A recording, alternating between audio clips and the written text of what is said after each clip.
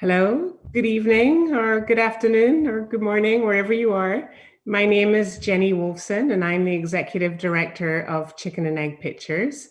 And we're delighted to host this conversation along with the Documentary Producers Alliance. We're a couple of minutes late, partly because I think my kid tried to hack into my phone and then froze it with the emergency thing popping up. So that's kind of ironic. But this is a subject near and dear to my heart. I am both a single working mother and also, at Chicken and Egg Pictures, we care really deeply about supporting women and gender non-conforming filmmakers. And we want to provide a framework for filmmakers to be able to continue making films, producing films, editing films, and be mothers at the same time. And we all know how difficult that is, because working in the film industry is hard enough as it is, with grueling, intense schedules and shoots and travel and edits. And then on top of that, you're trying to work out, do you take your kids with you? Do you leave them behind? How do you pay for one or the other? And how do you kind of stay sane and do all the things that you have to do and then be creative at the same time? So I'm very excited about this conversation. I know many people have signed up, which just shows how much we need both solidarity, but also some solutions and some change in this area. And then, of course, on top of everything, with the pandemic and inequities, more out there than ever, even more challenges. So we are with you. I actually, just to wrap up before I introduce our moderator, I asked my son this evening, what's it like having a working mother? What's it like having a working mother in the film industry? And he looked at me blankly. Clearly, it was a question that was very hard to articulate the answer. So I would like to answer for him. I'm sure what he really wanted to say was, it is so inspiring to have a mum that supports women and gender non-conforming filmmakers who are making cinematic and compelling and critical films. And I love watching documentaries with you. That's what he would have said. And so without further ado, I would love to, I could see some smiling faces in the corner of our panelists. I would love to introduce the fabulous Susan Margolin, who is a beloved board member of Chicken and Egg Pictures, a producer, an active member of the Documentary Producers Alliance, and mother extraordinaire for those of you who see her beautiful posts on Facebook. So over to you, Susan. Thank you so much, Jenny. And I'm sure that's exactly what Quinn would have said. Exactly. You nailed it. Thank you for introducing me, Jenny, and thank you all for joining us this evening. As Jenny said, I'm a film entrepreneur turned producer who founded and ran a distribution company for over 2 decades. I'm now producing films full time, and I'm on the board, proud board member of Chicken and Egg Pictures and co-chair of the Waterfall Committee of the Doc Producers Alliance, or the DPA. The DPA is a co-host of this evening's panel, and it's a diverse coalition of more than 400 doc producers. We set standards for inclusive, sustainable, and equitable business practices, amplifying the voices of producers from around the world. I hope you'll visit us at docproducersalliance.org.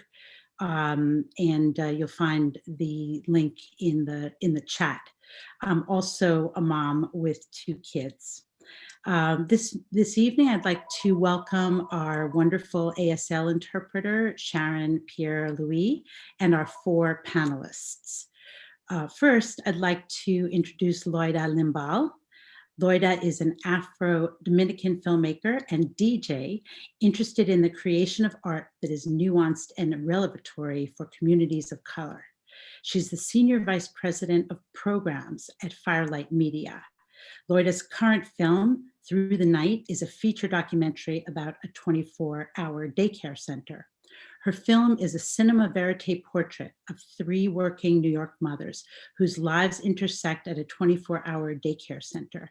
A mother working the overnight shift as an essential worker at a hospital, another holding down 3 jobs to support her family, and a woman who for over 2 decades has cared for the children of parents with no one else to turn.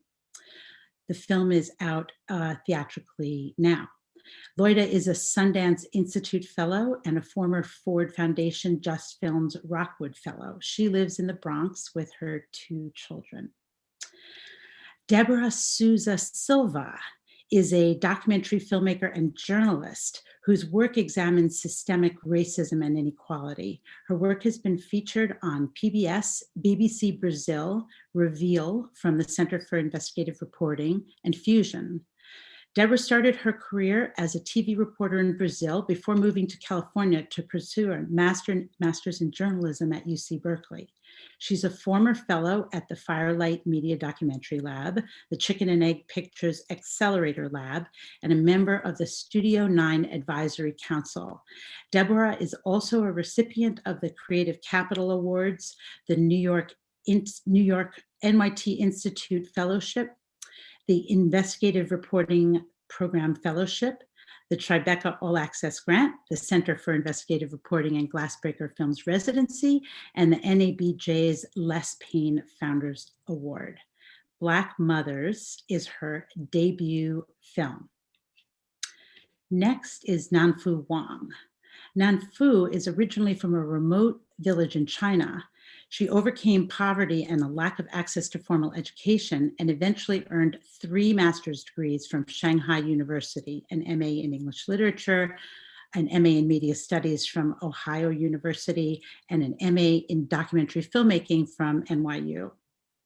She directed, produced, filmed, and edited feature documentaries Hooligan Sparrow, which was premiered at Sundance in 2016, I Am Another You, which premiered at South by Southwest in 2017, and One Child Nation, which premiered at Sundance in 2019.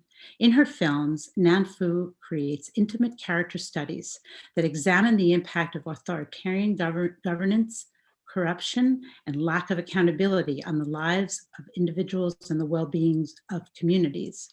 With the rigor of an investigative journalist and immersive, emotionally powerful storytelling, she interrogates notions of responsibility and freedom, particularly amid the repressive state mandates in her native China. Nanfu teaches cinematography and editing at NYU. That's in your spare time, Nanfu? And lives in New Jersey with her husband and 3-year-old son. Stephanie Wang-Breal uses film as a tool to subvert the narrative. Her work explores institutions and the people who reside at the core of these institutions. Stephanie's films include Wo Ai Ni Mami, which was in 2010 and awarded the Silver Docs Grand Jury Prize, the SFIAAFF Best Documentary Award, as well as an Emmy nomination. Tough Love was in 2014 and Blowin' Up was in 2018 and was a New York Times Critics' Pick and the Society of Authors Award winner at the Film des Femmes Festival. Each film was broadcast on POV. Stephanie is a co-founder of Once in a Blue Films, a female-run production company. Her work has been supported by the Sundance Institute, Ford Foundation, NISCA, and the Jerome Foundation. She's the recipient of a 2019 Chicken and Egg Artist Award, as well as a 2020 Creative Capital Artist Award and Guggenheim Fellowship. She's also a commercial director and has directed spots and image campaigns for Planned Parenthood, Minwax, Facebook, Apple, and Tiffany & Company. Stephanie currently resides in Brooklyn with her son and daughter. Did I get everybody? I think it's really important to actually take the time and introduce these incredible women. I know I could have just posted everybody's bios, but just for a moment, let's just soak in how accomplished and talented these brilliant women are. The pandemic has undone 3 decades of progress on gender equality. Unless you're privileged enough to pay for the labor of less privileged women, parents are forced to navigate a confusing array of underfunded, poorly regulated schools, daycare, and after-school programs. The pandemic exposed the cracks in the system and the fact that there was no backup system or safety net to fall into. The very notion of finding work-life balance has become laughable for most mothers of young children. We all know that when unexpected family crises arise, mothers are expected to come to the rescue. And when the pandemic hit, mothers quit their jobs in large numbers. According to the New York Times, there were 1.6 million fewer mothers in the workforce this past fall than would have been expected when the schools across the country closed due to the pandemic. Childcare centers are also closing at a record pace around the country. According to a report from the Center for American Progress, the childcare crisis could cost women $64.5 billion in lost wages annually. Layer onto that the challenges facing independent documentary filmmakers. Even before the pandemic hit and the bulk of productions came to a screeching halt, we began to realize that the issues we were facing as filmmakers were due to systemic failures larger than ourselves, including unsustainable wage and labor practices, structural inequality, lack of development funds, and a debilitating lack of inclusion. I'd like to start our conversation with Loira and her beautiful film, Through the Night, because the film it's almost as if you had a crystal ball and you could see what was coming, Loira. And I wondered if you could tell us a little bit about what your impetus was for making the film. Yeah, sure. Hello, everyone. I'm still like sitting with all the statistics, like when you read them back to back, it's like, you know what you're dealing with on the home front, but then to hear all the statistics cumulatively, it's like really impactful. And then I immediately think about the things that those statistics don't even fully capture, which speaks to directly the part of the impetus for making Through the Night. Was thinking about the everyday realities and experiences of Black and Latina, low income and working class mothers, and how much of a tightrope it is to raise your kids in the United States. When you have the kind of the combination of racism, sexism, capitalism, right? All the isms stacked up against you. And for me, it came from the kind of motivation came from a very personal place because I was raised by a single working mother who worked the night shift as a home health aide, and raised 4 kids in New York City on minimum wage. And knowing her, her experience, but then also feeling like her story and the stories of other women like her are invisible. In our mainstream and our popular culture, but even in our movement spaces, I feel like oftentimes in feminist spaces, the mark is missed when it comes to the realities of lower income women of color, and certainly the labor movement often misses the mark. The face of labor in the United States is still very male, very white, and frankly, really out of touch with who makes up the labor force and what the needs and the issues are. And so, I learned about the daycare in the film through an article that I read. And when I read it, it brought up all these sort of issues and themes for me about a reality that I think is shared by so many women of color, yet so invisibilized.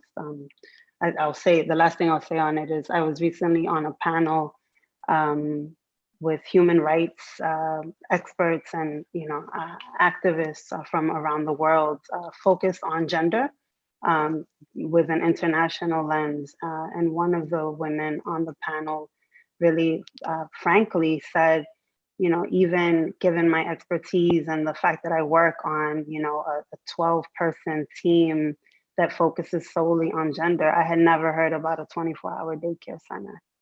And I thought that encapsulated, right, like so starkly just how much, right, is the conversation misses the realities of working class women of color. So that was the kind of impetus, and lots of other things, you know, went into it, and I was trying to achieve many other things, but I think that's probably you know, true to what the starting place was. Thank you. Yes, the invisibility of those women, just, you know, I think we're so much, hopefully, more attuned to the invisibility of frontline workers. And I'd like to go to Nanfu and ask, so Nanfu, you were making films before you had your son. You've achieved amazing success and are in great demand as an award-winning filmmaker. In fact, you have a new film coming this week at Sundance in the same breath, premiering. Can you tell us what's changed for you as a filmmaker since you became a parent? And what adjustments, creative or otherwise, if any, have you had to make to your approach to filmmaking? Yes, absolutely. I don't know how like everyone is, but the first year of my son's life was so difficult. It was just like very little sleep. And then I'm like, confessing to everyone here, my son is 3.5 now, and he still doesn't sleep through the night. And we're talking about through the night. No, there is no through the night. And he wakes up like at midnight every night and come to my bed and still. And it's really challenging. And the first year of his life, and I was making One Child Nation, the film was part of inspired because of the pregnancy and because of him as well. But it did make me think a lot about just how becoming a mother and being a mother changed the style and even the types of film that I can make now. Before I had my son, I could go anywhere and live anywhere for a month or 2 months or 3 months. And I could move just physically and live with my subject. And I did that. With like living on the streets for a movie about a homeless guy. And that will never, I think, or will not happen, at least in the near future. I think about how long is the longest I can leave my son for work. And the longest that I've done so far is 2 weeks. And even that 2 weeks, I feel like I was so cruel and like full of guilt and thinking, was it right? Well, you know, but then I did like several 2 weeks of trip. But I felt like that was the longest. I haven't broken the record yet, but that limits the types of films like I would want to spend weeks and then even months with subject and with a film. And I would think maybe I can do that again once he's bigger enough, maybe in a year, yeah, maybe in a year or two, that I can take him with me and do that. But I don't know. I haven't gotten to that point yet. So I'm also curious to hear from, you know, Stephanie and Loira, who have kids that are older than mine, and just like, how do you do it? Do you take them and and that's, I would say that's the biggest change in terms of filmmaking for me. Yeah. Stephanie, Loira, do either of you want to speak to that question?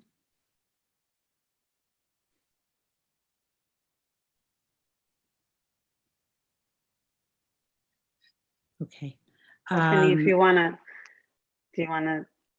I mean, I can say, you know, my kids are now 8 and 9, and you know, I think for me, there's the added piece around like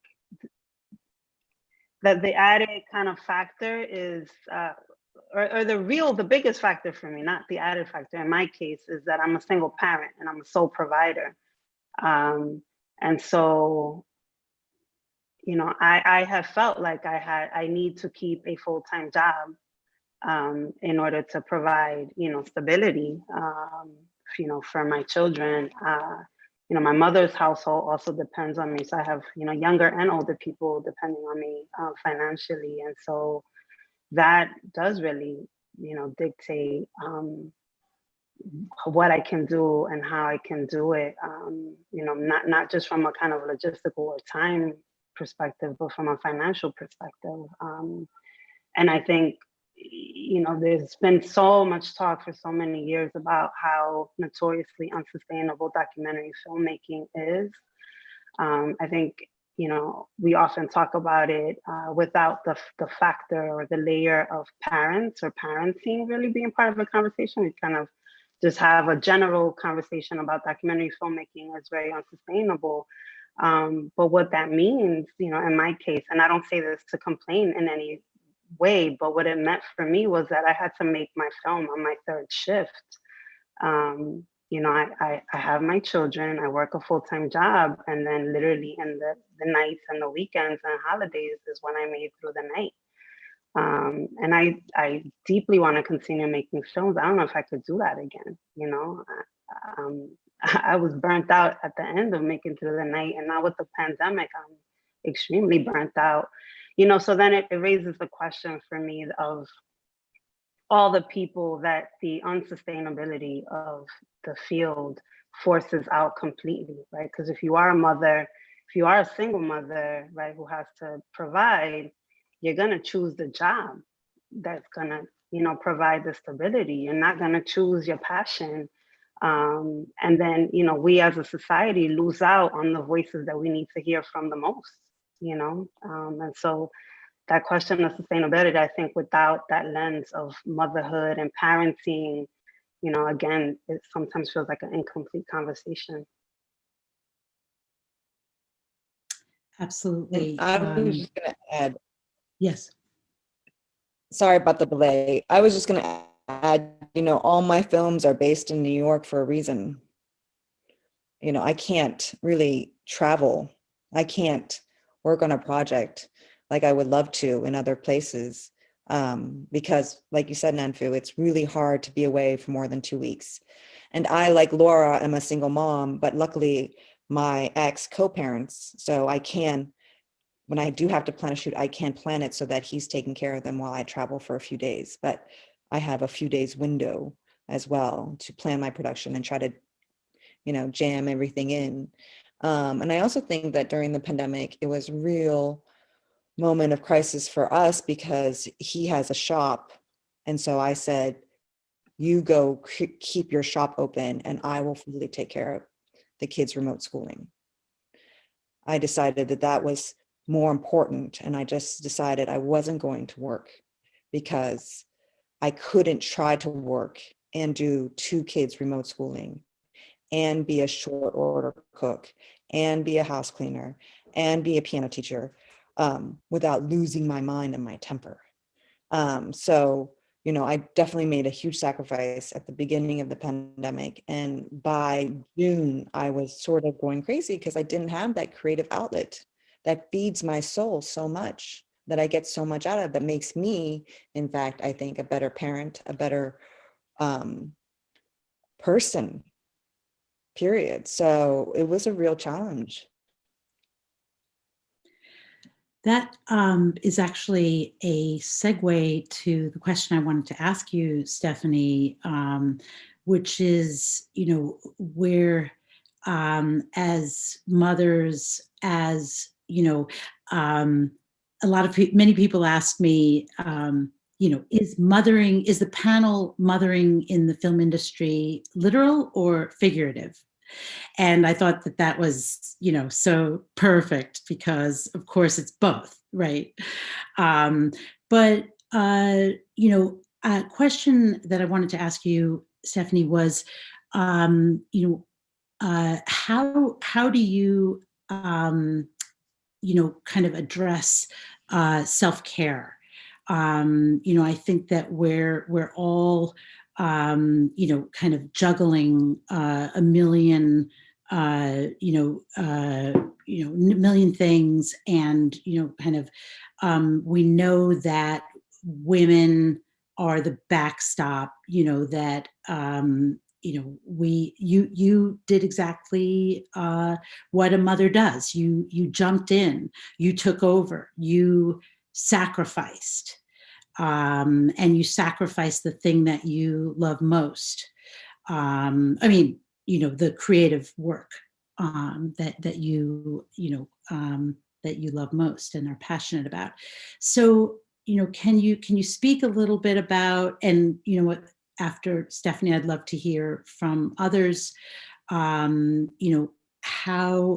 you manage and balance, and think about your kind of mental well-being. I think that's a great question, especially because I've made so many films about families and different kinds of families.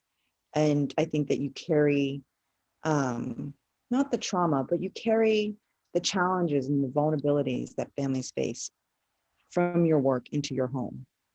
And sometimes I would give my children a hard time because it was just like, you have it so good. You have so much. And I think that, understanding the different hats we wear as we are mothering all the time. Like you said, we're mothering at home, we're mothering in our work, we're mothering with our crews, we're mothering with our subjects, because they're not just subjects, they're real people who we care immensely about. One thing that I really loved in Loira's film through the night was when the nurse practitioner who said, what does she need? And she was just like, rest. And I was just like, oh, I felt that so strongly, because I think that I just try to go to bed when my kids go to bed. Because if I stay up working, then when they wake up in the morning at 6:30 or earlier, I'm tired still. And I'm not as good of a person to be around. So I've started trying to get more sleep, because I do think that sleep is a restful pattern where everything stops and we can restore ourselves. And I also think getting outside as much as possible and just being with nature right now is something that I try to make my kids do, especially with the screens that we're all being bombarded with in a way that our society has never dealt with. I'm really honestly fearful of the trauma that my children are going to face. Today, my son said to me, Mom, did you ever use anything that you learned in school in real life? I was just like, yes, but right now I can understand why you're asking me that question.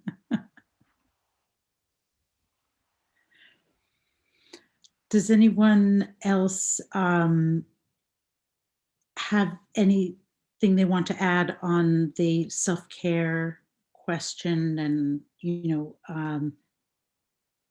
add and any advice for other moms out there? Yeah, I think I can add to that. I think that being a mother has definitely brought me a lot of challenges, in making my film, but it also made me a much better professional. I just learned how to embrace that I'm doing the best that I can. The circumstance that I'm given right now, it's incredibly challenging to work under this pandemic when you have a kid at home and you have to do so much work. But I had to learn how to prioritize better, right? To say no for things that are not helping me to move forward with my career or my project.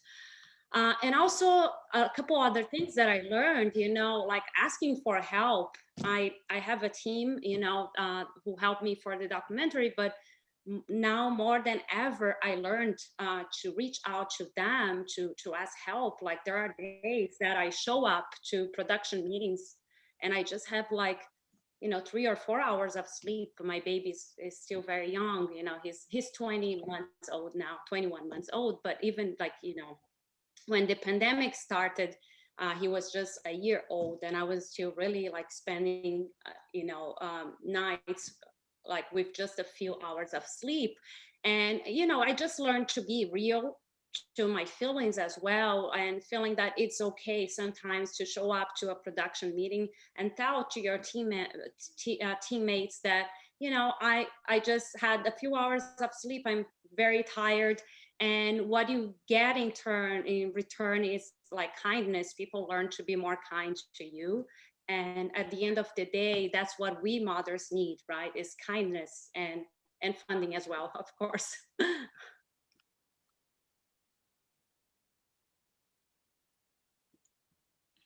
So, Deborah, Can I say? back to you. Oh, yes. Go ahead, I'm please. just gonna say something about the self-care thing, because I think that's a hard one. Like for me, the terminology of self-care is not very like resonant. I feel some sort of like resistance to it. And I'm working through that because I do know that I need care. I need to take care of myself. I need to ask for care, right? And that I'm like worthy of care. But I think that there is something, in the United States sort of paradigm where, being a filmmaker, you're an artist, right? And so you are already within a space that is not valued. The arts in the US are not valued. Point blank, it's seen as something, it's a luxury or a hobby. It's superfluous. It's not necessary.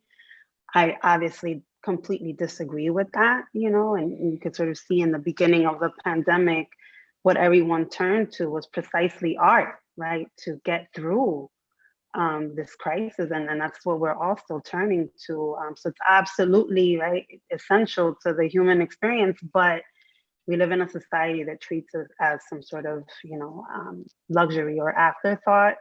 And so to do it already, I think even if for me, like, even though I'm conscious of that, there is a part of me that has bought into that, right? Where it's like, well, I'm so lucky, I'm so blessed that I am able to do this thing that I love, because I know so many people are not able to do it.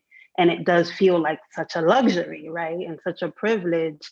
And so you have that on the one hand, right? Like, that internal thing over here, which runs counter to you feeling like you can say anything or need anything or want anything or complain about anything because you're lucky and you're privileged. And then on the other hand, as a mother, the paradigm is certainly one where, like, to be a good mother in the United States is basically to be a martyr. Once you're a mother, you're not really supposed to have your own passions, and if you do pursue your passions, you're judged, and critiqued, and people question you, and, well, really, this is, keeping you away from your children, and I don't know, and right. And so then you have that on this other side, like, working in your brain. And so it's like the perfect storm of things telling you that your needs don't matter. You combine the two, and it's very hard to get to that place where you are able to prioritize taking care of yourself, and like Deborah said, like, asking for help. I've certainly felt like, I'm supposed to be able to do this all by myself. And if I can't, then there's something wrong with me, because I feel like that's like a lot of the messaging, in our culture still around, mothering. And so, and as you see in a moment like this, and, this moment just makes it plain, the pandemic makes it plain, but this is just an exacerbation of pre-existing conditions, right? Where, like, everybody's supposed to figure it out on their own. Mm-hmm. There's no social safety net, childcare is not seen as a public good. Like, it is a public good. So many people need it, right? Like, it's a public good, like the post office or like public education, but it's not seen that way, So from birth to 5 years of age, you're just supposed to figure that out on your own, Yeah. Yeah, and I agree with you, Loida. That's why, right? I think one of the biggest lessons during this pandemic is just I learned how to embrace that what I'm doing is the best I can under the current circumstances, because this is so hard. You know, what we are living right now, it's so hard. One thing that I used to really feel a lot was guilt, right? When my son was born, and I had to continue doing my film, otherwise I would be behind. And I remember just like watching rough cuts and like while I'm like breastfeeding and taking notes, giving notes to my editor, and it's completely hard, and I would feel guilt, an incredible sense of guilt. But I also I figured that if that's what I can do as as a filmmaker now. This is the time I have. I can't feel. In one hand, I need to take like self-care. I need to take breaks, but on the other hand, also allow me. This is the the situation that I have for me in order to make my film. I don't have that perfect, and when you imagine you editing your film, you think like you are at an office with big screen, like just yourself doing your work. But that was not the situation that I had, and I just learned to embrace that this is what I can give right now as an artist, and just embrace that's okay. This is not the perfect situation, but that's okay. That's so important. So Nanfu, Stephanie, and Loida, and Débora, anybody, we recognize that that the situation is really unsustainable, and I wonder if you all, any of you have any thoughts about what can be done. Certainly, Chicken and Egg does, wonderful things to, bring the community together, as does, the DPA and, some other Sundance and some other wonderful organizations that we're blessed with in this industry. But on a broader scale, clearly we need more sustainable, progressive policies.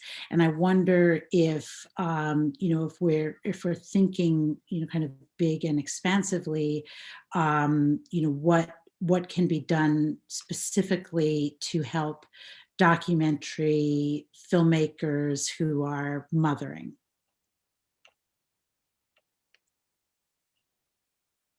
I can start just sharing a little experience. I think I remember when my son was 2 months old and 4 months old. In both circumstances, I needed to attend festivals, and I was struggling because my husband has work, and then I just couldn't bring. He was so young, and I had to take him, and that was when I started looking at the festivals. Do they have childcare? And there were some actually started doing that. And I think that's one thing that, what if like all festivals or events can provide free childcare to the filmmakers and people who are attending, and that could help a lot for them. And then another experience that I had was when I was traveling for One Child Nation, and later when the film was out too. I had to, it's like when I traveled, at home there is a child, and we had to hire childcare to take care of that. And a lot of those, I think, whether it's during production or post-production or release, that people, the funders or the distributors, they're not thinking about that.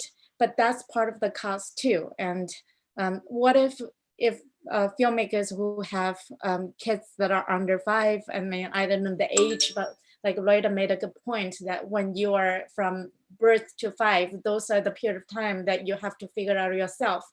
But what if, as a filmmaker, we can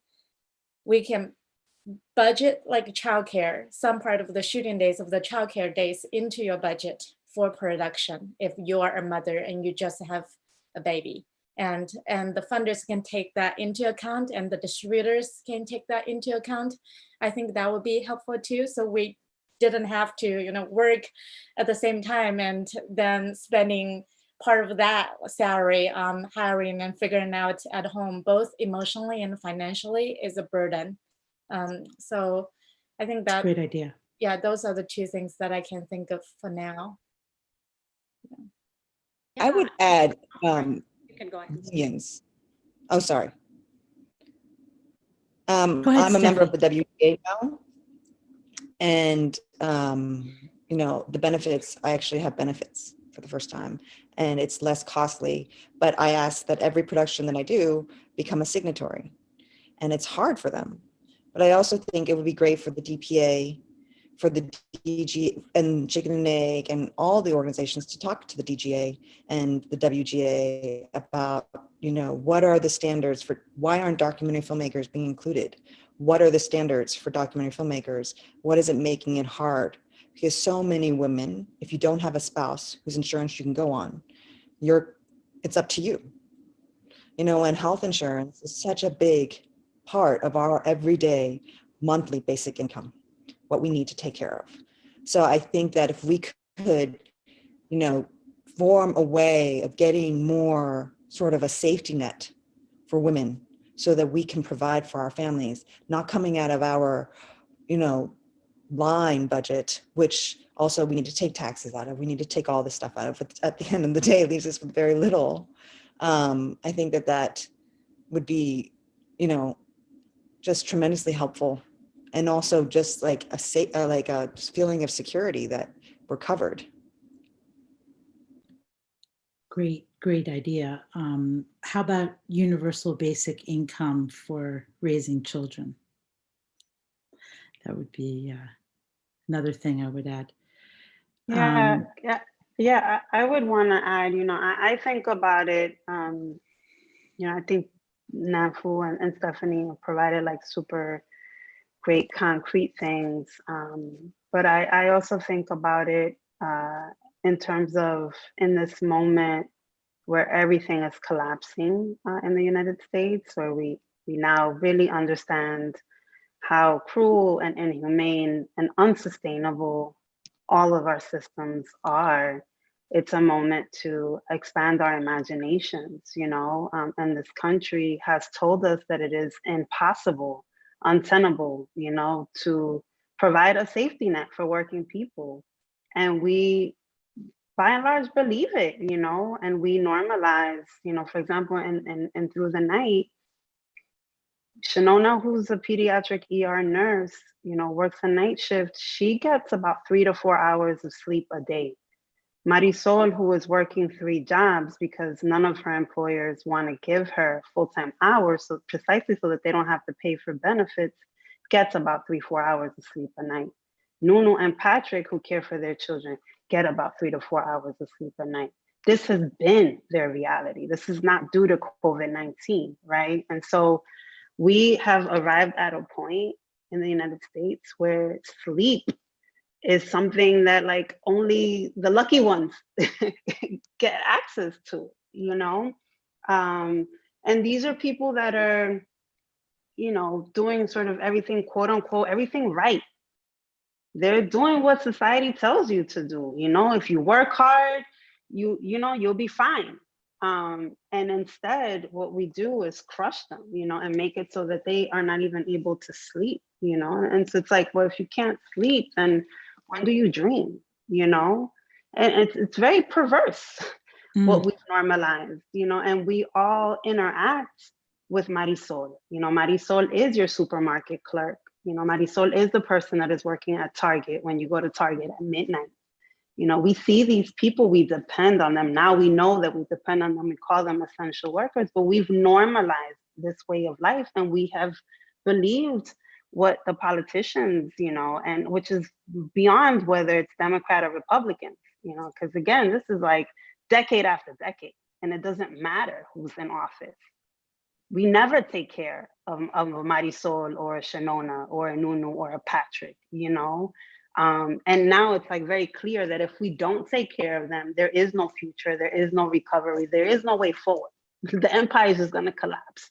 And so I think it's a moment of like, our imaginations have to grow. We have to want more, demand more, dream much bigger. You know, if Nunu and Patrick are able to, two individuals, one family, provide the social safety net that the government refuses to an entire community for over 2 decades, then I have to believe that it is possible to take care of people, you know, and that's like the example. Nunu and Patrick, they provide childcare, but they provide so many other things, you know, to all of the families that are part of their community. So while politicians are telling us that they can't do it, here are Nunu and Patrick doing it.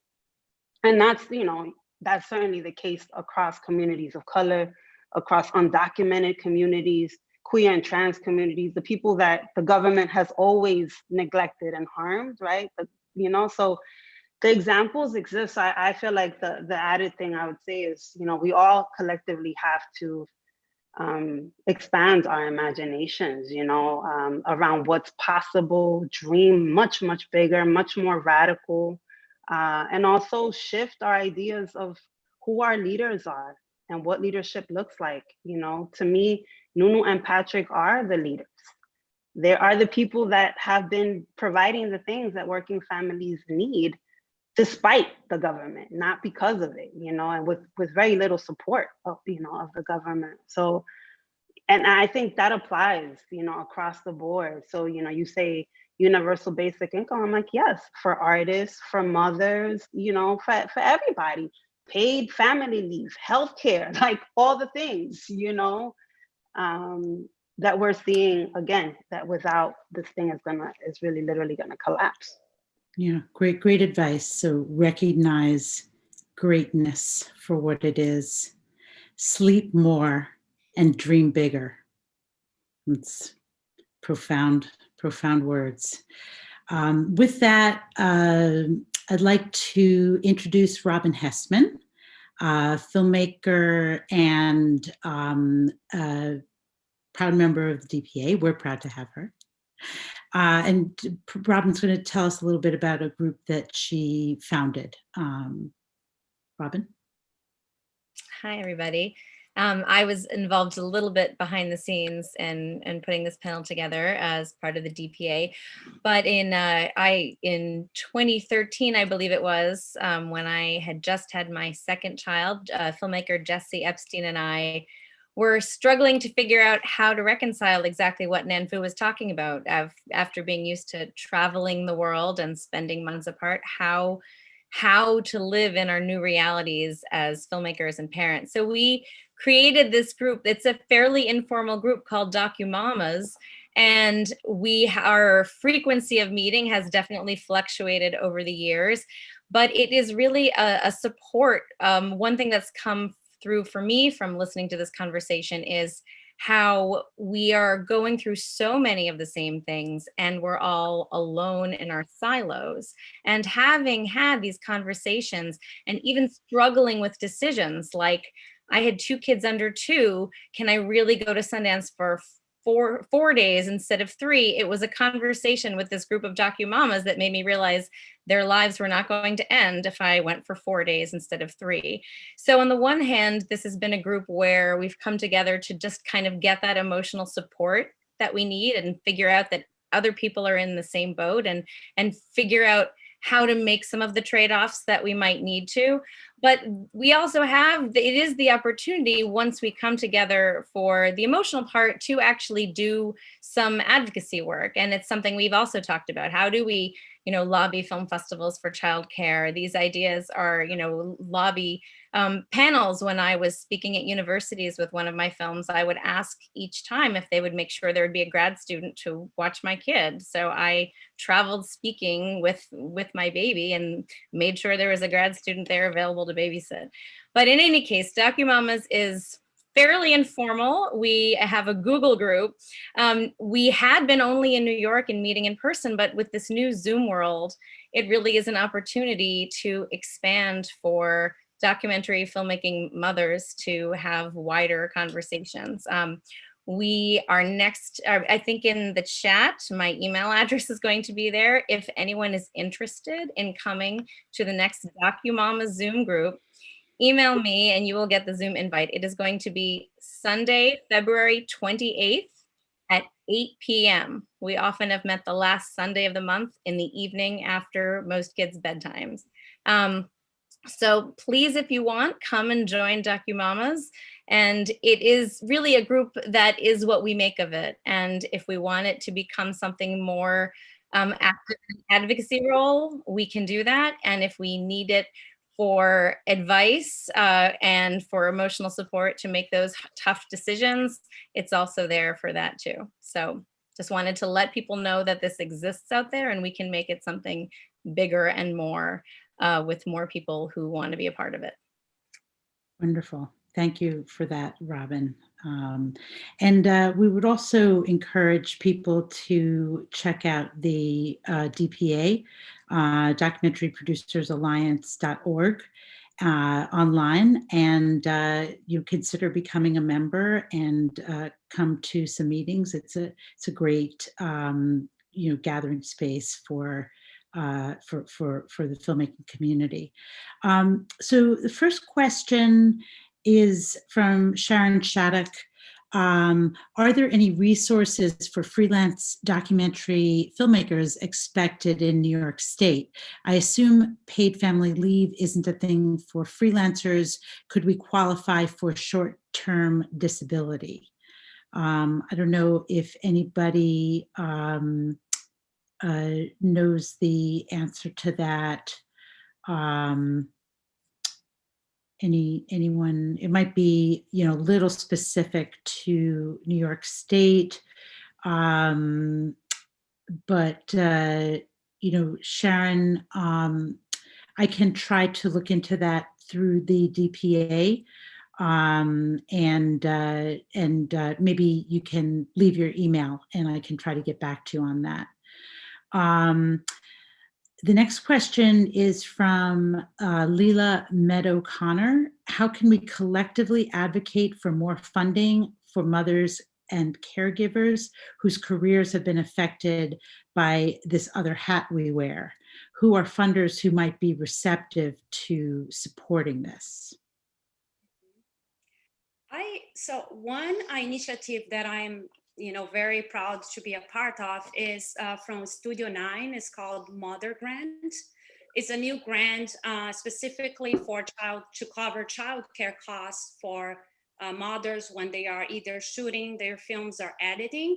But we just closed one round of this, the first applications, and they are about to open a new one sometime soon.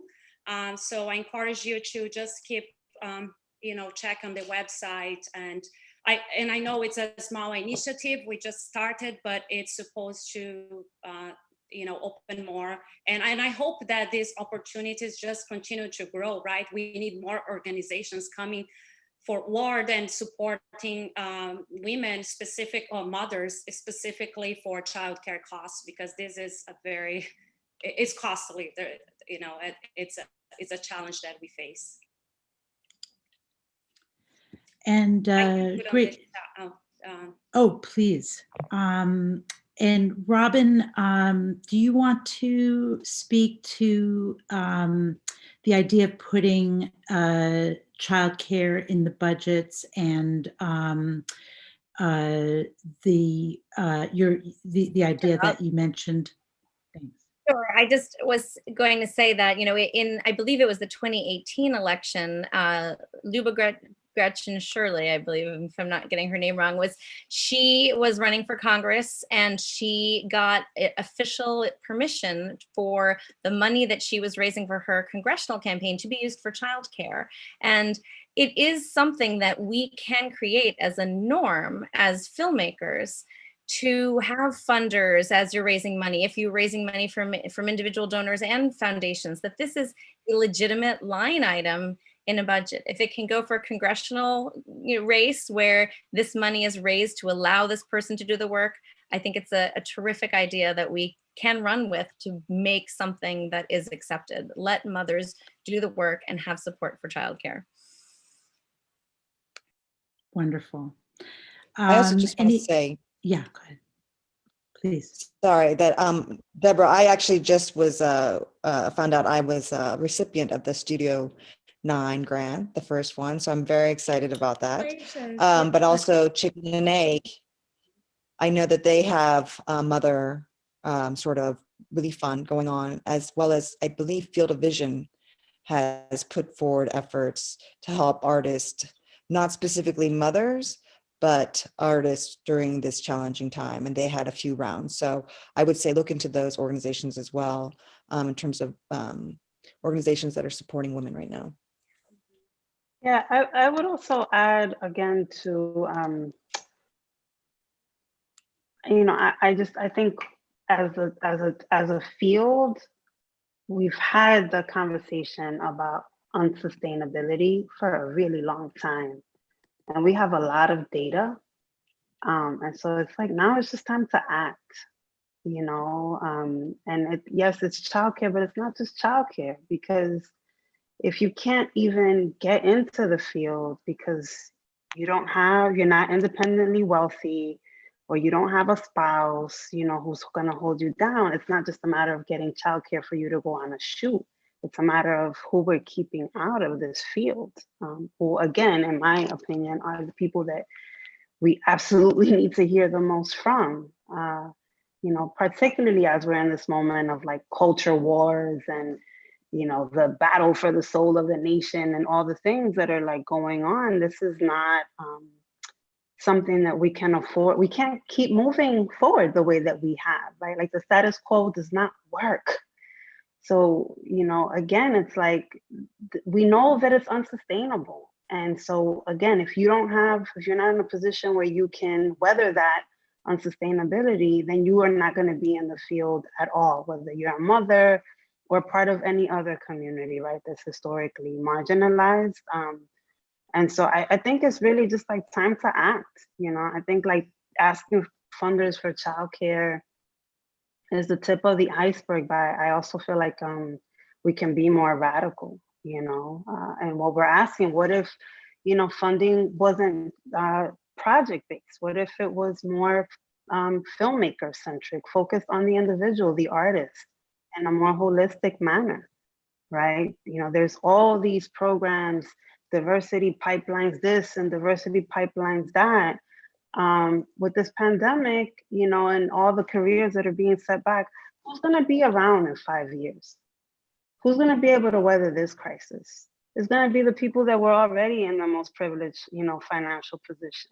So all these diversity programs, whether they're for women or for people of color or for, whatever, all these people that we've supported we're not going to see these faces in 5 to 10 years. If we don't get more radical about how we support people, if we value documentaries, we have to value documentary filmmakers, and fund accordingly, I just love what Loira said, because those are the voices that we really need to hear from now, are those people who are not able to finish their films or are quitting their filmmaking careers because they cannot, progress with their films. And I think it's not going to be just a loss for these artists. It's going to be a loss for the whole industry, and also for the audiences that are not going to see these films made. So yeah, everything comes back to funding. And I totally think that this is the problem, is the lack of funding, lack of support. Absolutely. I want to make sure that we have a moment to thank the people who were involved in producing tonight's panel. Erin Owens, Nicole Docta, Robin Hessman, Marilyn Ness, Lucila Moctezuma, Sabine Fayu-Cantillo, Morgan Hultquist, and of course our ASL interpreter, Sharon Pierre-Louis. Does anybody have any last words of wisdom or pearls of wisdom, since we're talking about moms, that they'd like to add? I want to say something. I just want to say to all the people doing the work of mothering to just keep like complaining, keep demanding, keep sounding the alarm, because in this moment, I feel like every meeting that I'm on, everyone sympathizes with like, oh my God, I don't know how you're doing it, as they see my kids like coming in and out and I'm like doing third grade math or whatever. And everybody's like, oh, I don't know how you're doing it.